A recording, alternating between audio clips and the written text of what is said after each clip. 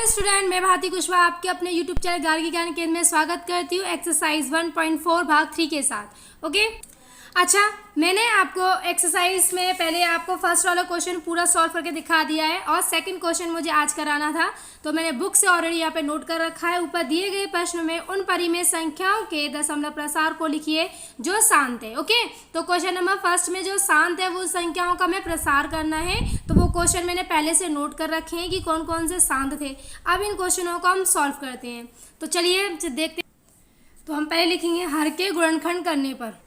तो आपने देखा हर के अभाज्य गुणनखंड 5 की पावर 5। अब ये कैसे आया, तो मैंने आपको भाग 2 कराया था एक्सरसाइज 1.4 का, तो आप उसमें देख लीजिए, मैंने इसके फैक्टर करवाए थे तो उससे ये आया हुआ है। ठीक है, अब इसमें हमें ना इसका प्रसार करने के लिए एक फॉर्म होती है, मैं थोड़ा रफ वर्क में बता देती हूँ। उसमें क्या 2 की पावर n और 5 की पावर m होनी चाहिए। तो हमारे पास यदि 5 की पावर m दे रखी है, मतलब कोई भी पावर दे रखी है, तो मैं 2 की पावर लाना होता है। अगर 2 दे रखा होता तो 5 लाना होता है। पावर बट दोनों की सेम होनी चाहिए। तो आप देखेंगे यहाँ 5 की पावर 5 है बट 2 नहीं है, तो हम क्या कर लेते हैं, पहले इसको लिख लेंगे, डिजिट को ये लिखा और इक्वल में करके 13 अपॉन इसकी आगे 5 की पावर 5 आ गई है। अब हम इसमें 2 नहीं दे रखा है, तो हम लिखेंगे अंश और हर में 2 की पावर 5 का गुणा करने पर। तो लिखेंगे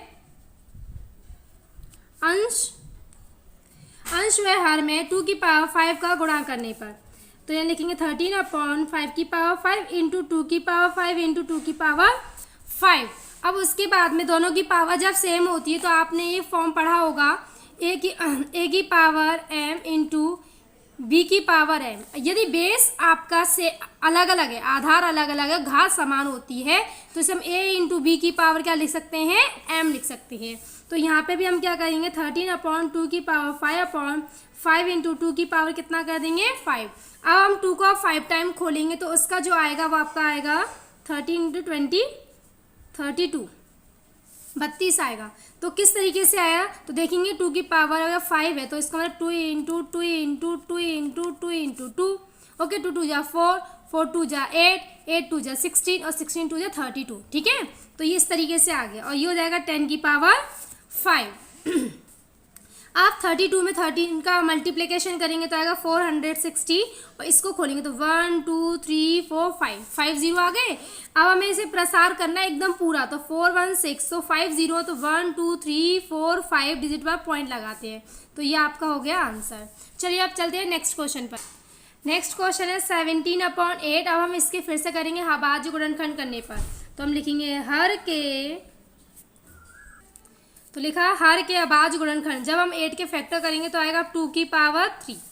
ओके, फिर जिसी तरीके से मैंने अभी ऊपर कराया था, तो 17 अपॉन 8 तारा, फिर 17 अपॉन 2 की पावर 3। अब हम क्या करेंगे, यहाँ पे 5 नहीं दे रखा है, तो 5 का ऊपर नीचे मल्टीप्लिकेशन करेंगे अंश और हर में।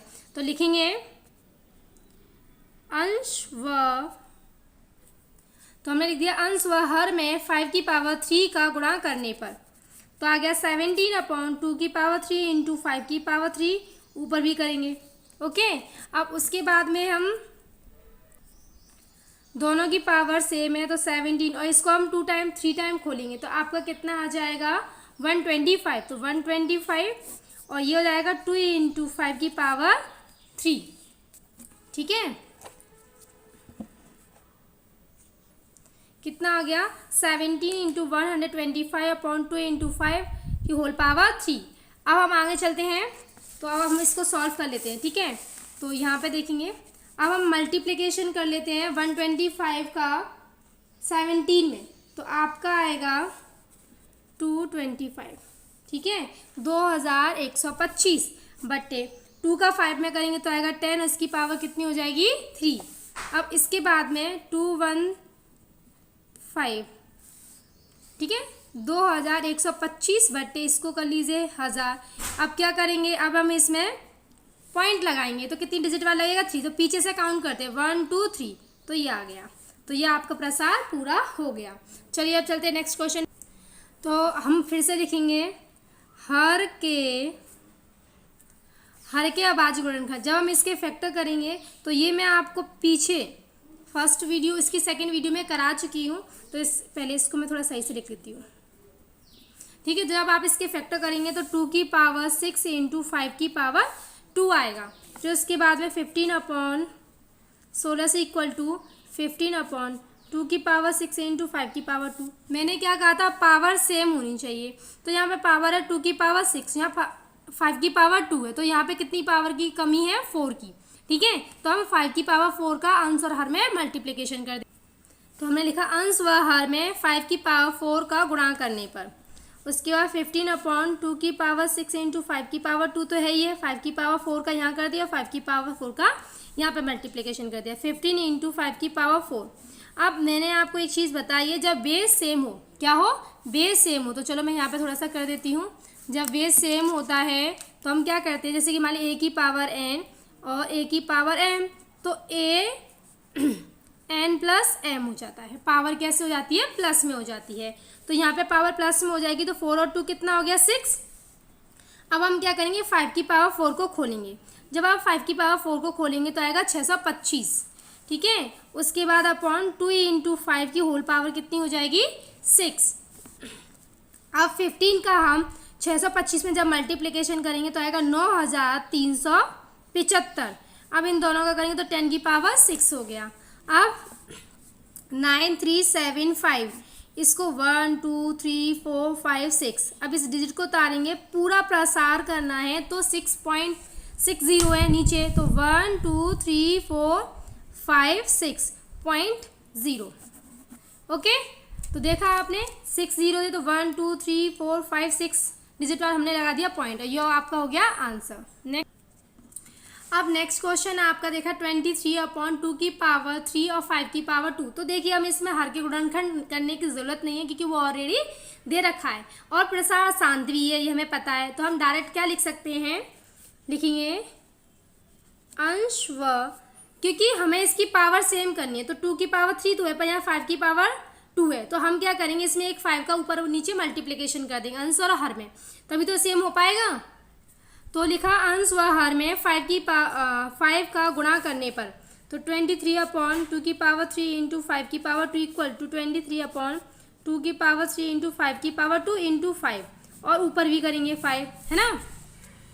उसके बाद में 23 में 5 का अगर मल्टीप्लिकेशन करेंगे तो आएगा 115 और 2 की पावर 3 और ये हो जाएगा 5 की पावर 3। अब दोनों पावर हो गई सेम, तो हम करेंगे 115 2 इंटू 5 की होल पावर 3। अब इसको सॉल्व कर लीजिए, तो ये आपका 10 की पावर 3। आप जानते हैं मैंने कई बार आपको बता दिया है, 30 कर लिए। अब 3 डिजिट बाद पॉइंट लगा दीजिए, तो 115 150 1 2 3 हो गए हैं, पॉइंट लगाएंगे यहाँ पर। ओके, ये मेरे से हो गया। चलो एक और कर लेते हैं, तो कितना हो जाएगा 0.115 आंसर।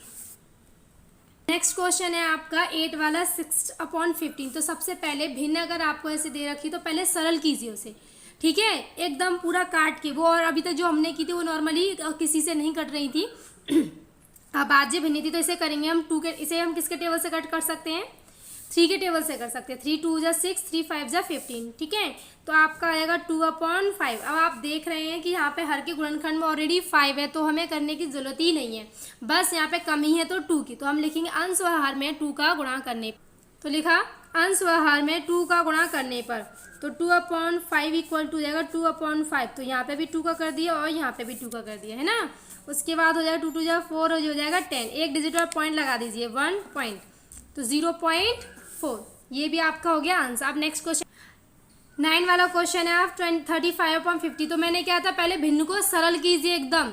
तो ये 7 के टेबल से आपका कट हो रहा है, तो 7 से हो रहा है 5 टाइम, सॉरी 5 के टेबल से कट हो रहा है 7 टाइम, 35 जो है वो 7 टाइम कट हो रहा है, ये हो रहा है 10 टाइम, तो 7/10। अब आप देख रहे हैं यहाँ पे ऑलरेडी 10 दे रखा है, तो आप चाहो तो आप इसके फैक्टर कर सकते हैं, जैसे कि वैसे आपका इसको डायरेक्ट भी कर सकते हो आप, ठीक है, और करना चाहो तो ऐसे भी कर सकते हैं। हर व देखिए यहाँ पे इसके अगर फैक्टर करो तो 2 इंटू 5 मैं डायरेक्टली कर दी है, इसको लिखने की कोई ज़रूरत नहीं है। वैसे आप डायरेक्ट यहाँ पे भी कर सकते हो और इंटू करो तो वही हो जाएगा। तो ये तो बहुत ही ज़्यादा इजी हो गया, इस स्टेप को आप करो चाहे मत करिए। 7 और एक संख्या पॉइंट लगा दीजिए, तो ये इसका प्रसार हो गया। आप भले इस स्टेप को मत करिए, ना हर के गुणनखंड करने पर कुछ भी नहीं, डायरेक्ट आप कर सकते हैं। तो मैंने आपकी सारे क्वेश्चन नंबर 2 के सॉल्व करा दिए हैं भाग 3 में, तो आप इनको अच्छे से समझिए। बहुत इजी लैंग्वेज में मैंने आपको इनको समझाया हुआ है ओके। और वीडियो को लाइक और शेयर और सब्सक्राइब करना बिल्कुल मत भूलिए, और अपने फ्रेंडों में जो आपके साथ पढ़ रहे हैं 10th क्लास में उनको भी बताइए, ठीक है। बहुत इजी फॉर्म में मैं आपको सारी एक्सरसाइज कराने वाली हूँ। तो चलिए दोस्त, आप नेक्स्ट वीडियो में भाग 4 में मैं आपको 3 वाला क्वेश्चन सॉल्व करके दिखाऊंगी। Thank you.